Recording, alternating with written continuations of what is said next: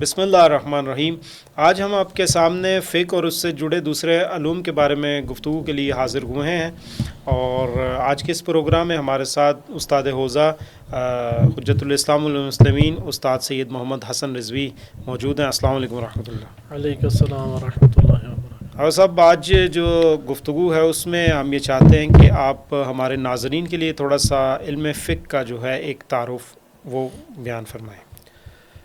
جی، علم فقہ علم شریعت سے تعبیر ہے، اور اللہ سبحانہ وتعالیٰ نے انبیاء علیہ السلام کے اوپر جب شریعت نازل کرنے کا سلسلہ شروع کیا تو ان شرعی احکام جو معاشرے اور لوگوں سے وابستہ تھے، اس کے مجموعے کو ہماری آج کی اصطلاح میں فقہ کہا جاتا ہے۔ اگر میں اس کو مزید آپ کی خدمت میں منظم تعریف کر کے عرض کروں کہ جیسا کہ کتب میں ہمارے ذکر کیا گیا ہے کہ مکلف یعنی جس کو اللہ تعالیٰ نے افعال انجام دینے کی تکلیف اس کے اوپر عائد کی ہے، ذمہ داری اور مسئولیت دی ہے کہ وہ یہ افعال یا اعمال انجام دے، جسے آپ واجبات اور محرمات سے تعبیر کرتے ہیں۔ ان واجبات اور محرمات پر مشتمل احکام شرعیہ کو تفصیلی طور پہ ادلہ کے ذریعے سے حاصل کرنا علم فقہ کہلاتا ہے۔ یہ ایک ہمارے ہاں فقہاء کرام نے تعریف اصطلاحی ذکر کی ہے۔ نبی اکرم صلی اللہ علیہ وسلم کی ہستی کے اوپر تمام شرائع دینی یعنی تمام شریعتیں وہ اختتام پذیر ہوئیں اور دین اتمام اور اکمال کی منزل پر پہنچا۔ لہٰذا حضرت صلی اللہ علیہ وسلم جو شریعت لے کے آئے، اس شریعت کو ابلاغ کیا، اس شریعت کو پہنچایا، اور بالخصوص ائمہ اطہار علیہ السلام ان کے سینے مبارک میں یہ تمام کے تمام علوم وہ محفوظ ہوئے۔ لہذا احکام شرعیہ سے جو مربوط ہمارے پاس ادلہ کے ذریعے سے حاصل کیے گئے فقہی احکام ہیں، اس علم کے اندر اس موضوع کو ڈسکس کیا جاتا ہے۔ یعنی بالفاظ دیگر ہمارے پاس آئندہ زمانے میں وقت گزرا، جیسے نبی صلی اللہ علیہ وسلم کے بعد ائمہ اطہار علیہ السلام نے نشر دین کیا، پہنچایا، آہستہ آہستہ ایک ڈپارٹمنٹ جنم لے گیا۔ صحیح۔ ہاں، اس ڈپارٹمنٹ میں اپنے اس کے اصول ہیں، قواعد ہیں، اور ان اصول و قواعد سے فقیہ نے کرنا کیا ہے؟ ان اصول اور قواعد کے ذریعے سے معاشرے میں جو مکلف ہے اس سے مربوط افعال کو حاصل کرنا ہے اور پھر سامنے لانا ہے۔ یعنی مکلف کو کیا انجام دینا چاہیے، چونکہ ابھی مکلف سے مراد یہ ہے کہ جس کے اوپر ان افعال کو انجام دینے کی ذمہ داری عائد کی جاتی ہے، اسے کیا کہتے ہیں؟ مکلف۔ اچھا، مکلف کے اوپر افعال کی ذمہ داری، ان افعال کو ہم نے کیسے لینا ہے؟ کہاں پر یہ سارے کے سارے افعال جو مکلف کی ذمہ داری ہیں وہ کس جگہ پر سارا مجموعہ پڑا ہوا ہے؟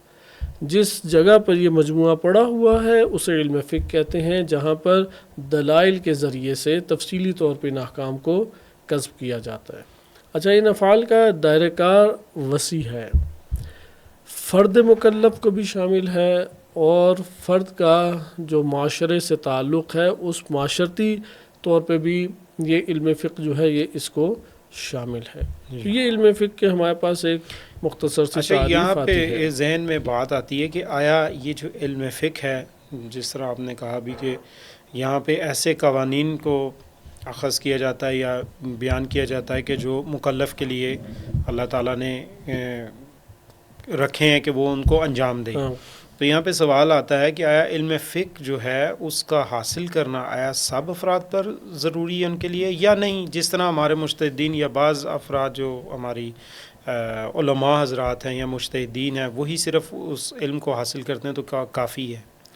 جی، اس جگہ پہ دو حصوں میں یہ تقسیم ہو جاتی ہے، چونکہ ہر انسان تفصیلی طور پہ ان مسائل کو ادلہ کے ذریعے سے حاصل نہیں کر پاتا۔ بعض چونکہ معاشرے کی تقسیم کے تحت بعض پیشوں سے وہ مختلف پیشوں سے وابستہ ہیں، بعض کے پاس کوئی اور مصروفیت ہے جس کی وجہ سے وہ نہیں اتنا وقت نکال پاتے، لیکن ایک طبقہ ایسا ہے کہ جس کے پاس یہ فرصت موجود ہے اور وہ کمر کس لیتا ہے، ہمت باندھتا ہے، علوم کو حاصل کرتا ہے اور ان علوم کے ذریعے سے وہ فقہی احکام کو کسب کرتا ہے۔ میں یہاں پہ شہید شہید اول رحمۃ اللہ علیہ کی اگر تعریف بیان کر دوں جو انہوں نے علم فقہ کی تعریف بیان کی، اس سے یہ مسئلہ آپ کے لیے آسان ہو جائے گا جی کہ اس علم فقہ کو حاصل کرنے کے دو مراحل ہیں. ایک ہے تفصیلی طور پر علم فقہ حاصل کرنا، یہ فقہا سے مربوط ہے، صحیح.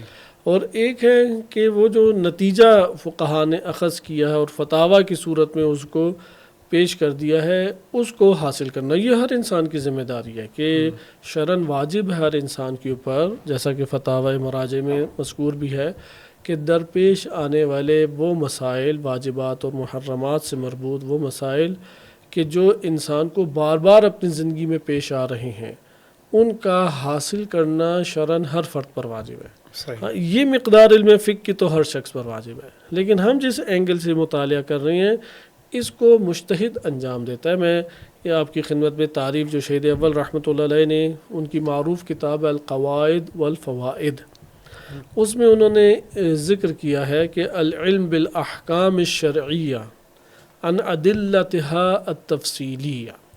علم فقہ کیا ہے؟ احکام شرعیہ کو ان کی تفصیلی دلائل سے حاصل کرنا. صحیح. العلم بالاحکام الشرعیہ، احکام شرعیہ کا علم حاصل کریں، لیکن کیسے؟ چونکہ احکام شرعیہ کا علم تو عام فرد بھی حاصل کر رہا ہے جو مقلد ہے، تقلید کرتا ہے، اور فقی بھی حاصل کر رہا ہے. دونوں میں کیا فرق ہوا؟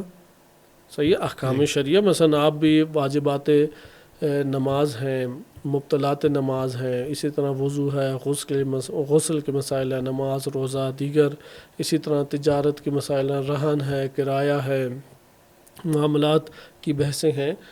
ایک عام انسان بھی رجوع کرتا ہے فقہی احکام کی طرف اور فقہی حکم کو جان کے اس کے اوپر عمل کی کوشش کرتا ہے. لہذا العلم بالاحکام الشرعیہ تک اگر اتنی سی ابھی ہم تعریف کو ابھی آگے نہ بڑھائیں، اتنی مقدار میں تو مجتہد اور مقلد ہر دو شامل ہوئے. صحیح.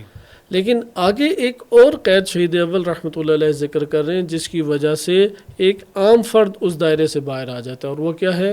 عن ادلتها التفصیلیہ، کہ یہ جو احکام شرعیہ کے حصول کی تفصیلی دلائل ہیں، یعنی مفصلاً مباحث ہیں دلائل کے ذریعے سے، یہ ہر ایک کو فرصت نہیں ملتی اور ہر ایک کے پاس یہ قدرت بھی نہیں ہے. ہاں اگر سیکھنا چاہے، اپنی زندگی خرچ کرے، مراحل طے کرے، ہر ایک کے لیے دروازہ کھلا ہے. لیکن جب عملاً یعنی دروازہ ہر ایک کے لیے کھلا ہے کہ ادلہ تفصیلیہ کے ذریعے سے احکام شرعیہ کو حاصل کرے. مثلا یہ روایت ہے، اس روایت کی سند اس طرح سے ہے، دلالت یہ ہے، حجیت یہ ہے، علماء نے اس طور پہ اس سے استنباط کیا ہے، اور پھر غور و فکر کر کے دلائل کے ذریعے سے ایک حکم شرعی اخذ کر لے. اس کا دروازہ ہر ایک کے لیے استعداد اور قوت کے اعتبار سے یعنی صلاحیت کے اعتبار سے کھلا ہے، لیکن عملاً کون اسے انجام دے پاتا ہے؟ یہ وہی شخص ہوتا ہے کہ جو ان تمام مراحل مقدماتی سے گزرے، اس کے بعد اس سطح کے اوپر پہنچے اور یہ قابلیت حاصل کر لے. لہذا تفصیلی طور پہ تفصیلی ادلہ کے ذریعے سے احکام شرعیہ کو حاصل کرنا یہ کیا کہلائے گا؟ یہاں پہ ہمارے مقصود علم فقہ سے یہ والے نقطہ نظر ہے. اچھا، آج چونکہ زمانہ جتنی تیزی سے اس میں جدت آ رہی ہے، جدید ہو رہا ہے اور پیش رفت کر رہا ہے، اسی طرح ہم دیکھتے ہیں کہ فقہ کے اندر بھی مختلف ابواب یا ڈپارٹمنٹ ہم کہہ لیں ان کا اضافہ ہو رہا ہے. اس حوالے سے یہ علم جو ہے وسیع ہو رہا ہے. یعنی ایسا تو نہیں ہم کہہ سکتے کہ نہیں اس میں تحقیقات ہو رہی ہیں، تحقیقات بھی ہو رہی ہیں ایک نو، لیکن ہے کہ وہ وسیع ہو رہا ہے. تو جب ہم اوضاع علمیہ نجف اور قم کے بعض علماء اور علام کو دیکھتے ہیں کہ وہ فقہ کے اندر ہی ایک شاخ کا ذکر کرتے ہیں جسے فقہ سیاسی، اس بارے میں گفتگو فرماتے ہیں. تو یہ ذرا ہمارے ناظرین کے لیے یہ بیان فرمائیں کہ یہ فقہ سیاسی کیا چیز ہے؟ علم فقہ کا دائرہ انسان کے تمام افعال کو شامل ہے. یعنی علم فقہ کا براہ راست انسان سے جو تعلق قائم ہوتا ہے وہ انسان کے فعل سے ہے. مثلا ایک دفعہ انسان کا وجود ہے، اچھا ایک دفعہ انسان کی ضروریات ہیں، اور ایک دفعہ انسان جو اپنے ان امور زندگانی کو انجام دیتے ہوئے فعل صادر کر رہا ہے. بس علم فقہ کا ان میں سے کس چیز سے تعلق قائم ہوگا؟ انسان سے. فعل انسان سے. صحیح ہے. بذات خود مثلا اگر آپ نے یہ بحث کرنی ہے حقیقت انسان کی ہے، علم فقہ میں یہ بحث نہیں ہے. اگر آپ نے یہ بحث کرنی ہے کہ انسان اپنے گھر اور اپنے معاشرے کو چلانا چاہتا ہے اس کے بارے میں ایک تفکر رکھتا ہے، ایک تدبر رکھتا ہے، ایک پلان رکھتا ہے. علم فقہ سے یہ مربوط نہیں ہے. لیکن انسان اپنی ضرورت محسوس کرتے ہوئے اپنی جو منصوبہ بندی کرتا ہے اس کو انجام دینے کے لیے جو فعل انجام دے گا، اس فعل سے کس کا تعلق ہے؟ علم فقہ کا تعلق. بس علم فقہ کا کس سے تعلق ہوا؟ عمل مکلف سے، انسان کے عمل سے ہے، انسان کے فعل سے ہے. اور علم فقہ ہر دو صورتوں میں مطالعہ کیا جاتا ہے.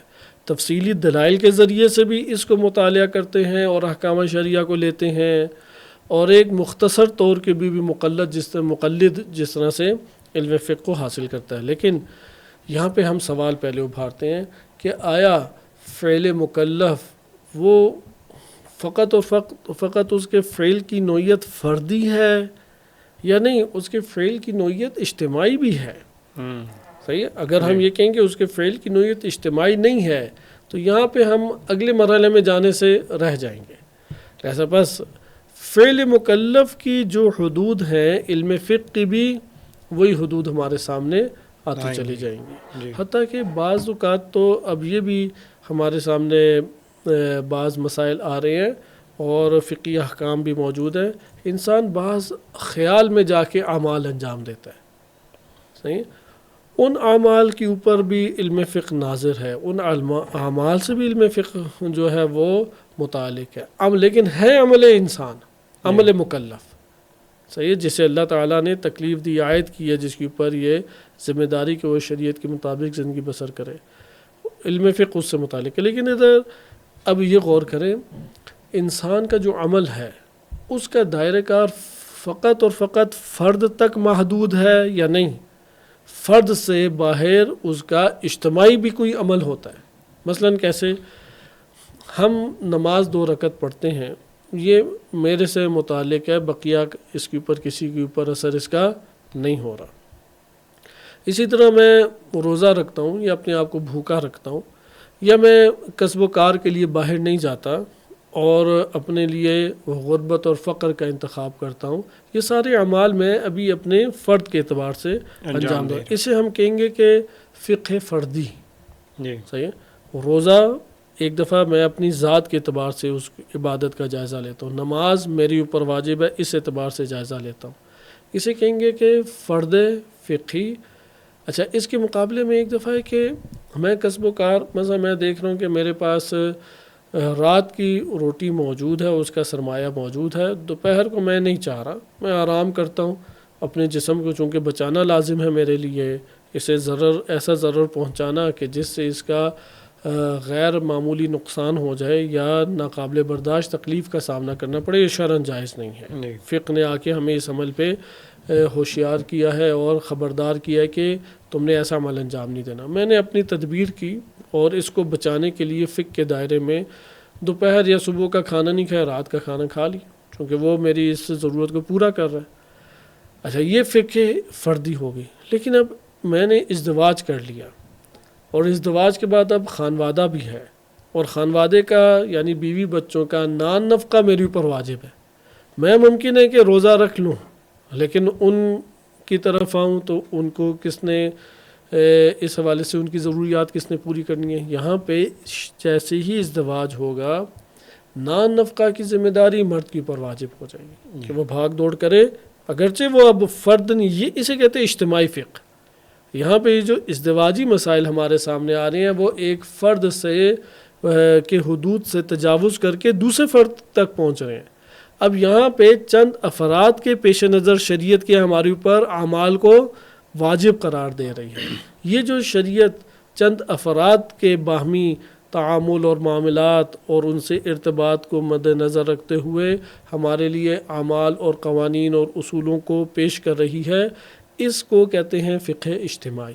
صحیح. لہٰذا فقہ اجتماعی کے باب میں آج کے دور میں فقہ سیاسی ایک باب آ جاتا ہے. فقہ اجتماعی کا دائرہ وسیع ہے. جیسے نماز جمعہ، اس کے جو احکام ہیں وہ فقہ اجتماعی ہے. 5 بندے اکٹھے ہوں گے تو نماز جمعہ پڑھ سکیں گے، وائلہ نماز جمعہ نہیں پڑھ سکتے. نماز میت، ادھر تجہیز و تکفین اور تدفین، یہ واجب ہے پورے معاشرے کے اوپر، واجب کفائی ہے.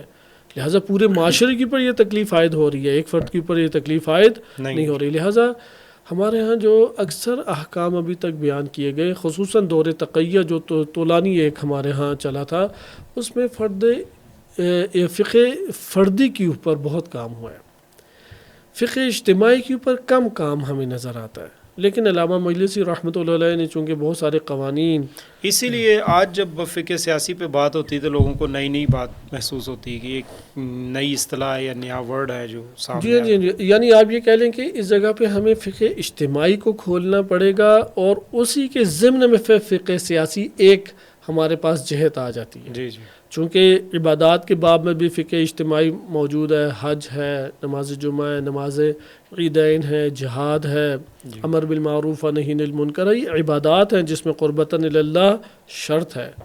اچھا، اسی طریقے سے معاملات میں ہمارے پاس فقہ اجتماعی کے باب بہت سارے کھل جاتے ہیں، جیسے ربا کا مسئلہ ہے، استثناءات بھی ربا میں موجود ہیں، سود کا مسئلہ کہ باپ اور بیٹے میں سود مثلا نہیں ہے. تو ایک فرد سے جب آپ تجاوز کر کے دیگر افراد تک رسائی حاصل کریں گے، اس کے لیے بہترین عنوان جو ہمارے فقہاء کرام نے قرار دیا وہ فقہ اجتماعی ہے. فقہ اجتماعی کا ایک باب وہ فقہ سیاسی ہے. فقہ سیاسی سے یہاں پہ جو ہم مراد ہے، یہ بالخصوص ہمارے پاس اصطلاح آئی ہے انقلاب اسلامی کی کامیابی کے بعد. صحیح. اگرچہ اس سے پہلے بھی کوششیں موجود ہیں، ہمارے بعض فقہاء انہوں نے ظالم جائر اور سلطان جائر کے موضوع کی پر بڑی کھل کے بحث کی ہے. یعنی علم فقہ میں یہ مباحث موجود ہیں کہ معونت الظالم، ظالم کی مدد کرنا شرعاً جائز نہیں ہے. اسی طرح آیا یہ مقاصد میں شیخ انصاری رحمۃ اللہ علیہ نے بحث کی، ان سے پہلے فقہاء نے بحث کی ہے.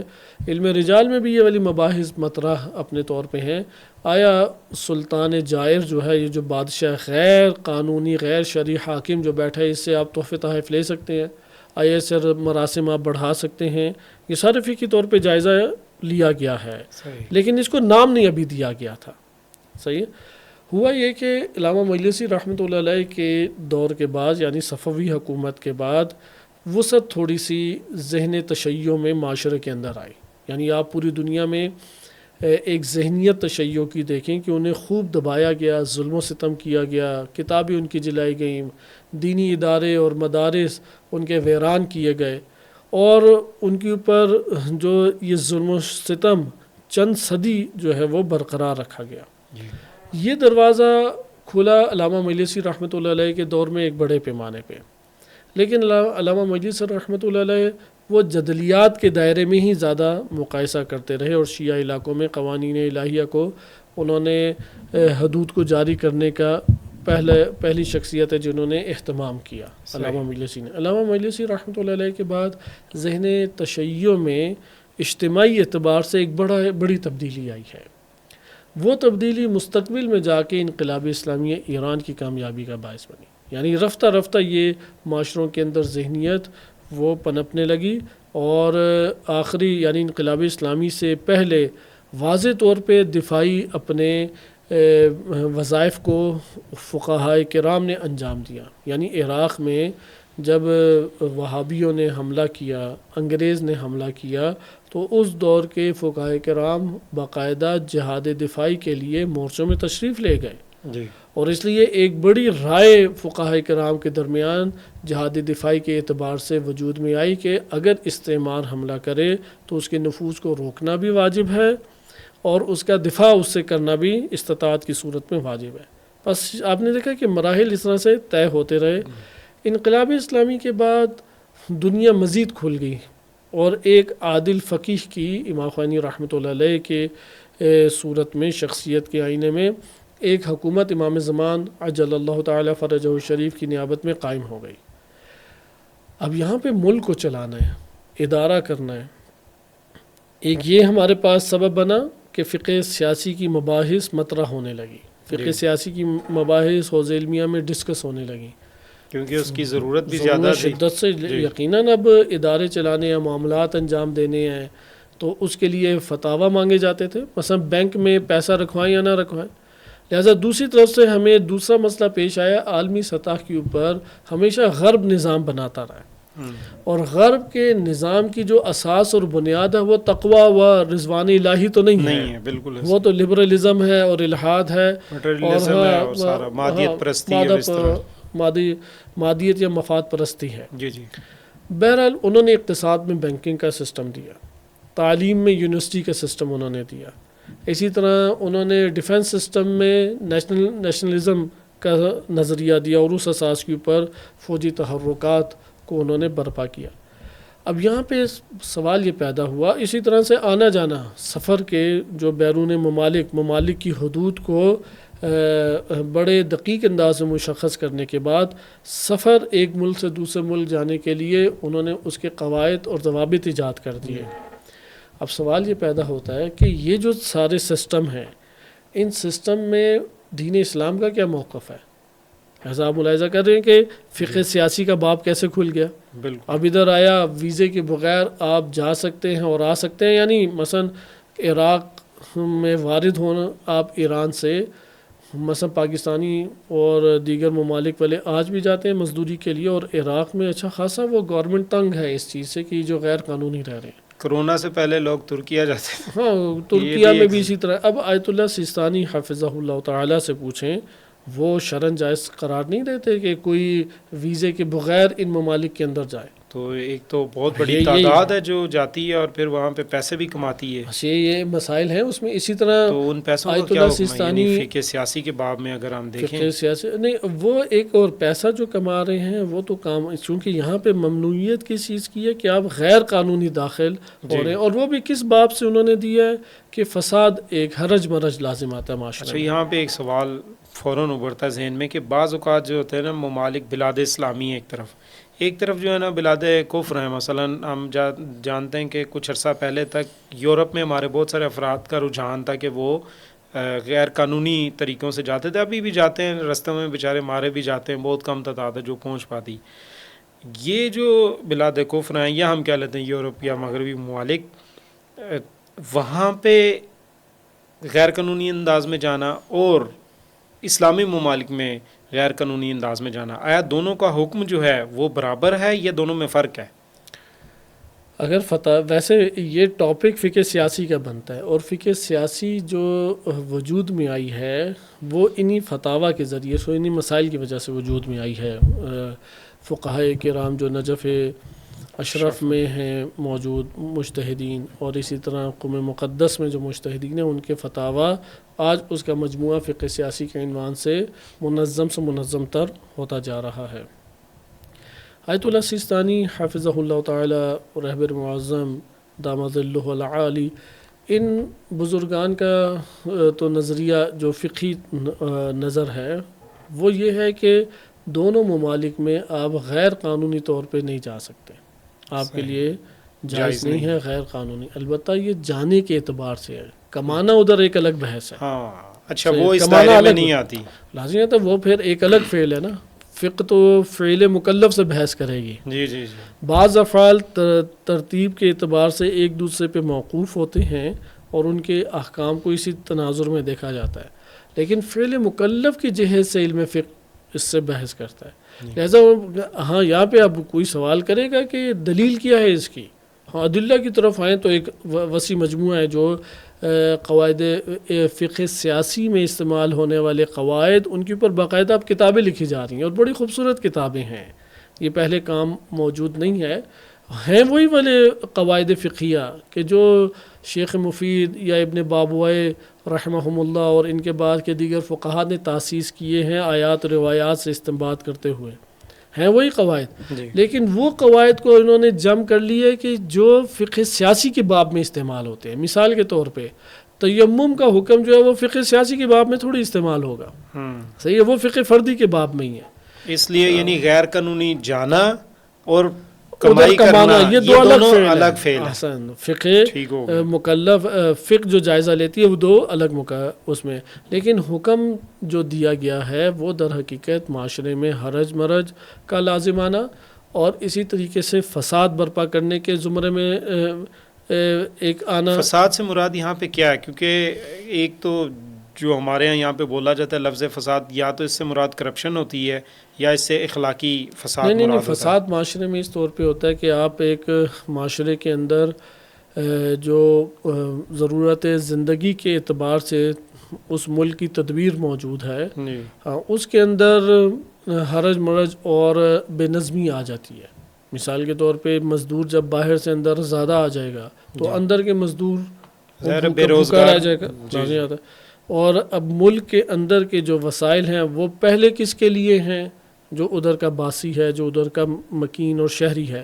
اب یہ خود یہ والی بات یہ نئی بات ہے اس اعتبار سے. جیسے آیت اللہ سیستانی حافظہ اللہ تعالیٰ نے فتویٰ دیا کہ عراق کے جو کنویں ہیں اور ان کنوؤں کی ملکیت اور اس کا نفع وہ اہل عراق کے لیے ہے. اور یہاں پہ کوئی کہہ سکتا تھا یہ تو اللہ کی زمین ہے، کنواں بھی اللہ کا ہے، پیٹرول بھی اللہ کا ہے، میں تو اللہ کی سرزمین میں عبداللہ ہونے کی، اللہ کا عبد ہونے کی وجہ سے لے کے جا رہا ہوں. یہ سوال میرے ذہن میں بھی آ رہا تھا یہاں پہ انہوں نے بڑا. اور یہ بقیہ جو ہمارے ہاں فقہ فردی کے اوپر فقط کام ہوا ہے، اس مزاج سے ہٹ کر فتویٰ ہے. یہاں تک کہ اب تو کتابیں بعض چھپ گئی ہیں جس میں آیت اللہ سیستانی حافظہ اللہ تعالیٰ کے سیاسی فتاویٰ کو بس جمع کیا گیا.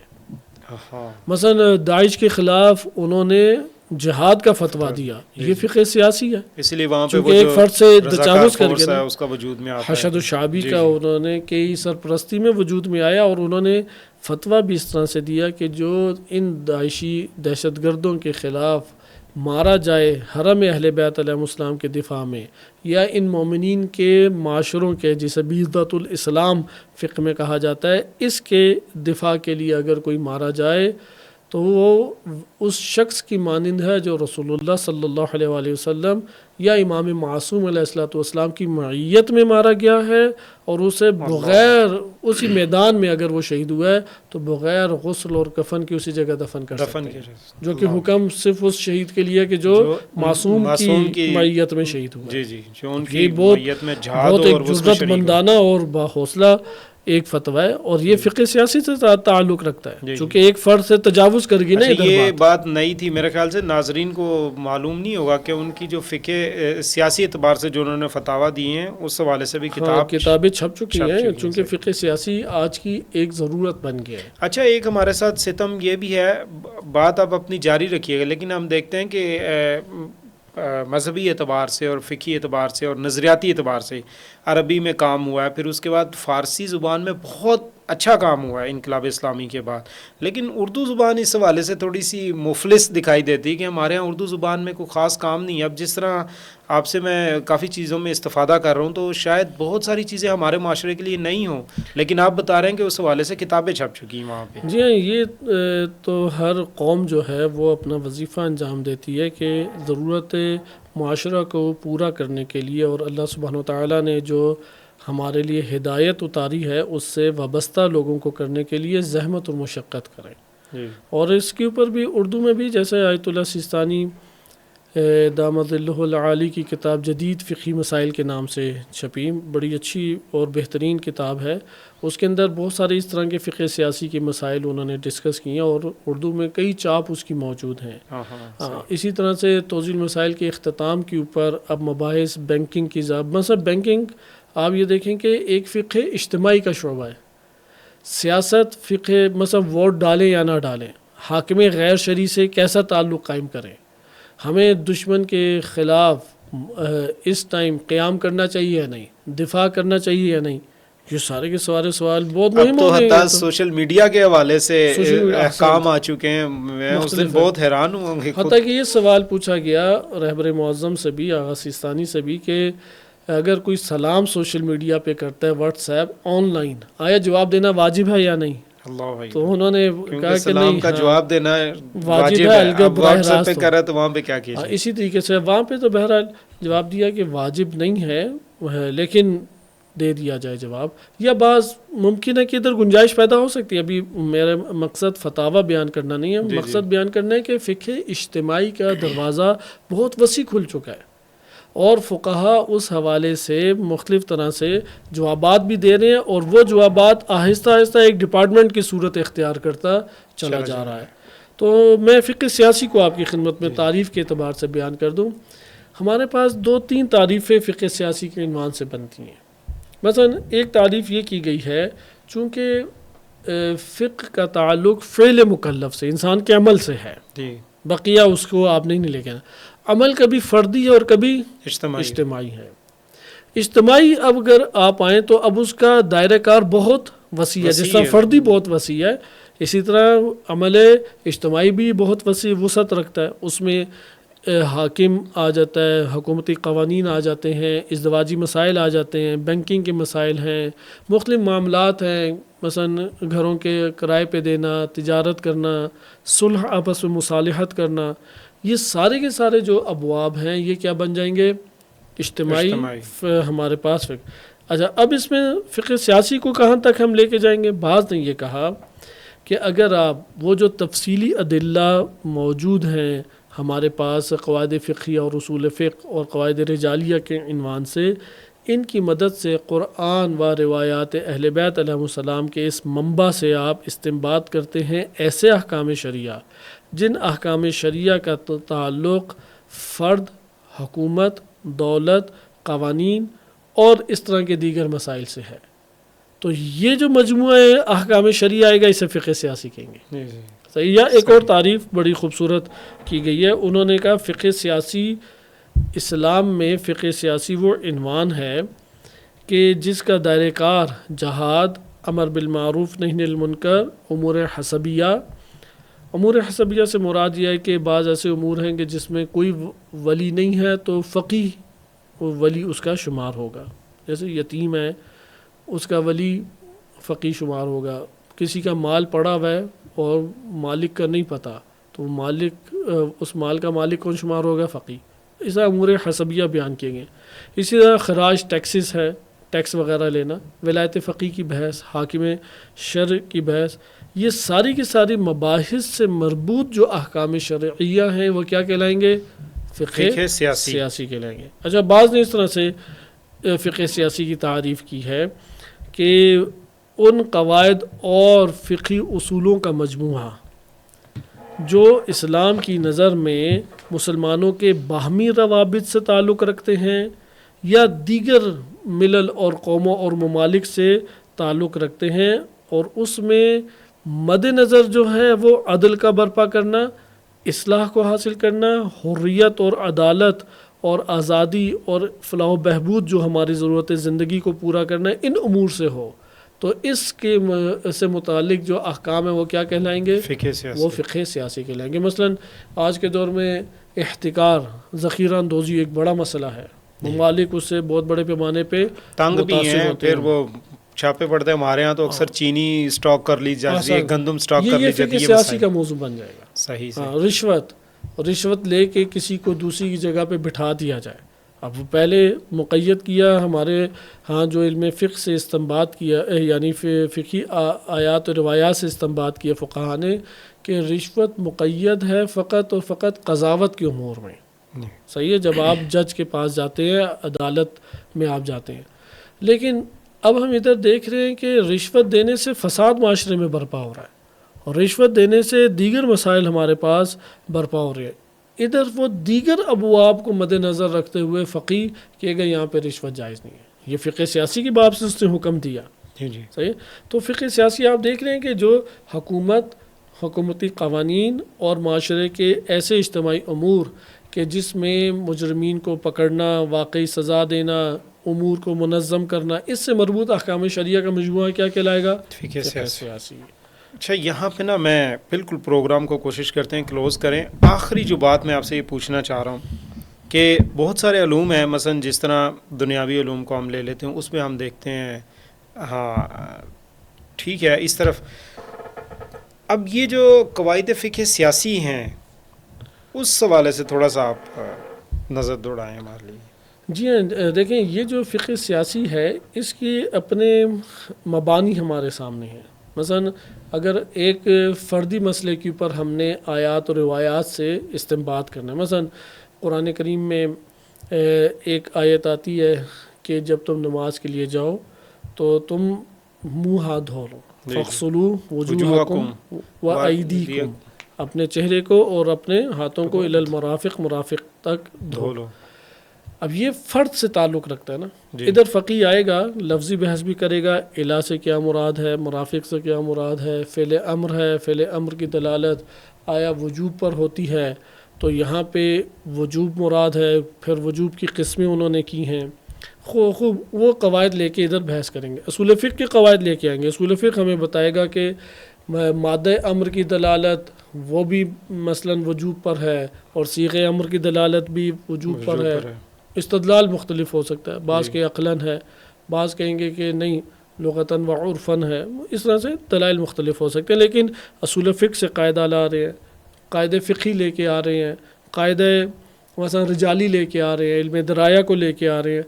لیکن ان سب قواعد کو استعمال کر کے استنباط کیا کر رہے ہیں؟ ایک فرد کے لیے فقہی حکم, وہ ہر فرد کے اوپر پھر لاگو ہوگا. درست ہے. اچھا یہاں پہ یعنی وہ ایک فارمولا بنا دیں گے, وہ فارمولا جو ہے نا جہاں جہاں اس کی ضرورت محسوس ہوگی یا جہاں اس کی جگہ ہوگی وہ وہاں پہ لاگو ہوگا. اب اس کی اپنی اصطلاحات ہے کہ اگر موضوع متحقق ہے تو حکم جاری ہے. حکم جاری ہے. حکم کیا ہے؟ ادھر وجوب ہے حکم. وہ کیا وجوب ہے کہ غسل وجہ, چہرے کا دھونا جو ہے وہ وضو میں وہ واجب ہے. صحیح ہے. یہ اب کہیں گے کہ اب نماز کا ٹائم ہو ظہر کا بالفرض یا فجر کا ٹائم ہو, اس وقت وضو کرنا واجب ہو جائے گا من باب مقدمات الواجب, ایک اصطلاح ہے علم فقہ کی. اچھا اب جب واجب ہو گیا تو وہ اقدام کرے گا. اگر مجتہد ہوا وہ تفصیلی ادلہ کے ذریعے سے حکم شرعی کو استنباط کر لیا. ادھر وہ کون کون سے فقہی قاعدے اختیار کر رہا ہے, اصولی قاعدے اختیار کر رہا ہے؟ وہ قواعد کہ جن سے فردی حکم شرعی کا استنباط ہو. ادھر ہمارے الحمدللہ فقہا نے یہ کام کیا ہے کہ فقہ سیاسی کے سے مربوط جو فقہی احکام ہیں, ان فقہی احکام کو جن ادلہ سے آپ حاصل کریں گے ان دلائل کو انہوں نے قواعد فقہی کے نام سے جمع کر لیا. کیا نام رکھا؟ قواعد فقہ سیاسی. یعنی فقہ سیاسی کے سے متعلق احکام شرعیہ کو اخذ کرنے کے لیے, استنباط کرنے کے لیے ایک فقی جن قواعد کا سہارا لے گا.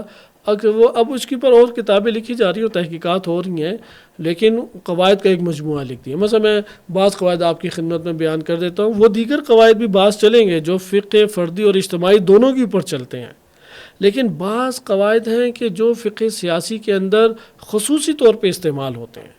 مثال کے طور پہ ہے وہ قواعد فقہی ہی, لیکن وہ ہاں فردی میں بھی استعمال ہوتے ہیں, ابواب میں بھی استعمال ہوتے ہیں, سیاسی ابواب میں بالخصوص استعمال ہوتے ہیں. ٹھیک ہے. والا وہ اپنی وسعت اتنی رکھتے ہیں کہ فردی اب احکام شرعیہ جو فرد سے تعلق رکھتے ہیں ان میں بھی استعمال کیا جا سکتے ہیں. اس سے پہلے آپ ایک دفعہ بتا بھی چکے ہیں کہ قواعد دو نوع ہیں, ایک وہ جو چند ابواب میں لاگو ہوتے ہیں اور ایک وہ جو فقہ کے تمام ابواب پر لاگو ہوتے ہیں. وہ تو خیر اصولی ہو جاتے ہیں, لیکن یہ فقہی میں یہ بالکل اسی طرح آگے سیاسی ابواب کے ساتھ جو مختص ہیں وہ قواعد. یعنی ہاں یہ جو ہم قواعد ہیں یہ وہ قواعد پہلے جو ڈسکس کی ہو رہے تھے آج کے دور سے پہلے علم فقہ, اس میں یہ استعمال فقہا کر رہے ہیں, لیکن فقہ سیاسی باب میں نہیں کر رہے. لیکن فقہ سیاسی ابھی نام نہیں دیا. صحیح جی کیونکہ مسائل استعمال ہو رہا ہے معاشرے کے. ایک چیز تھی وہ اس کی بنیاد نہیں رکھی گئی تھی, استعمال ہو رہا تھا, نام نہیں رکھا گیا تھا. یعنی ہم کہہ سکتے ہیں ڈپارٹمنٹ کی صورت نہیں بنی تھی, فقہ کے اندر ایک نئی فیکلٹی تھی جس کو جمع کیا گیا. اب ہاں بن گئی ایک نئی فیکلٹی, چونکہ نئی نہیں تھی, سوری پہلے سے موجود تھی, لیکن اب جا کے اس کو جمع کیا گیا, جمع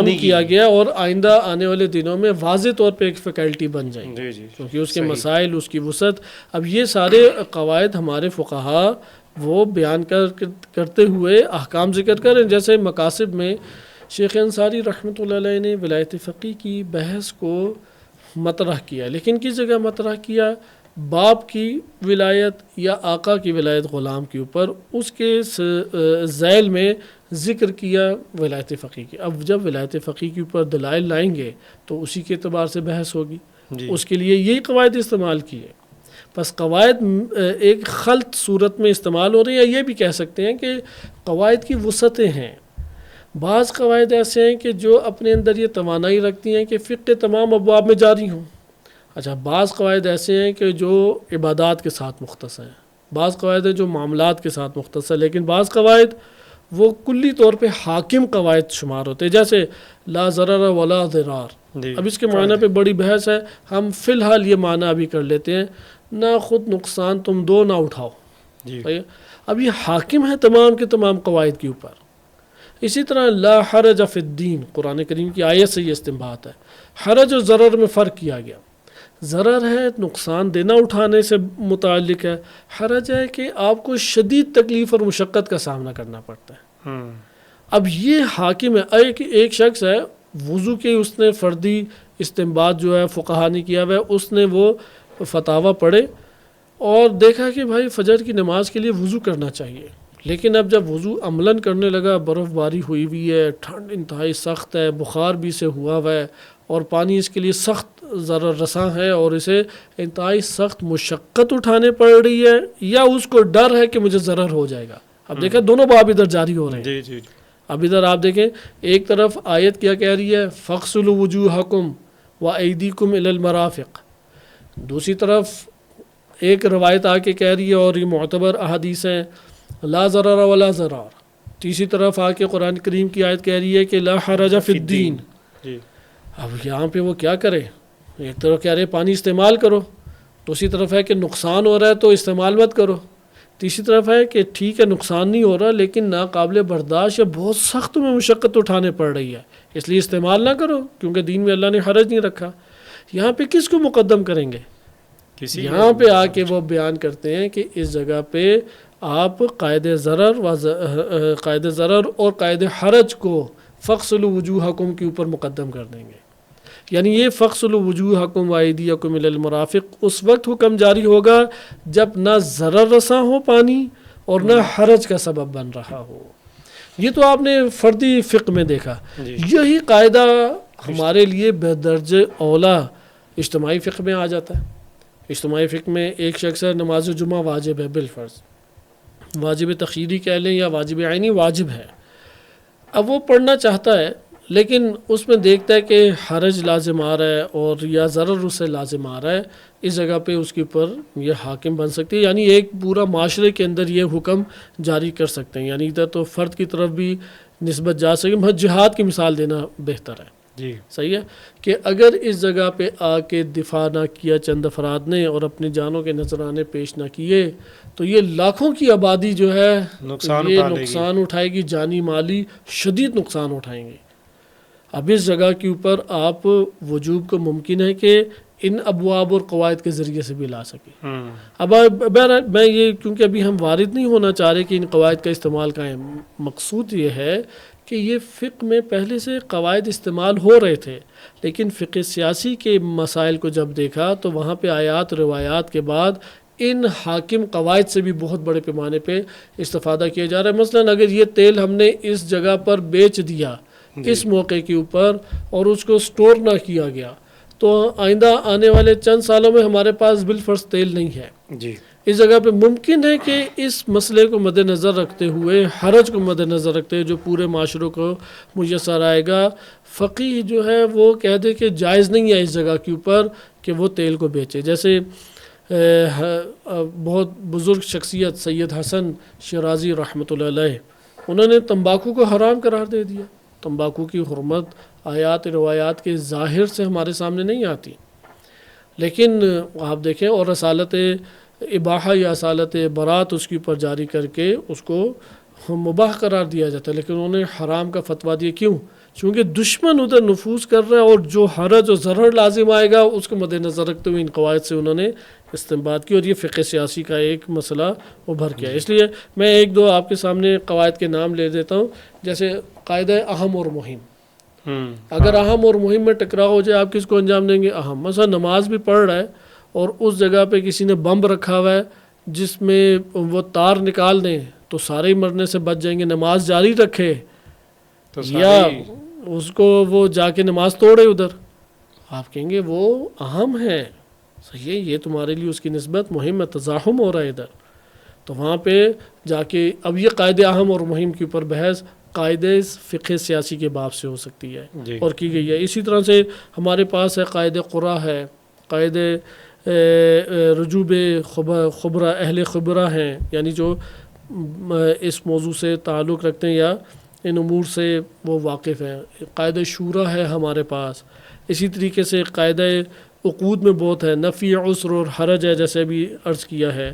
قاعدے ہمارے پاس اسی طرح سے لا ضرر ولا ضرار ہے، قاعدہ نفی ہے، سبیل ہے، قاعدہ الزام ہے، قاعدہ مصلحت ہے، ایک ہمارے پاس وسیع قواعد کا باب اس طور پہ کھل جاتا ہے جن سے فقہ سیاسی کے سے مربوط فقہی احکام کو فقیہ استنباط کرتا ہے۔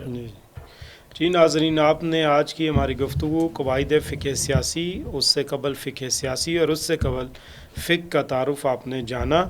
آج کے لیے اتنا ہی۔ اپنے مہمان اور میزبان کو دیجیے اجازت۔ اللہ حافظ۔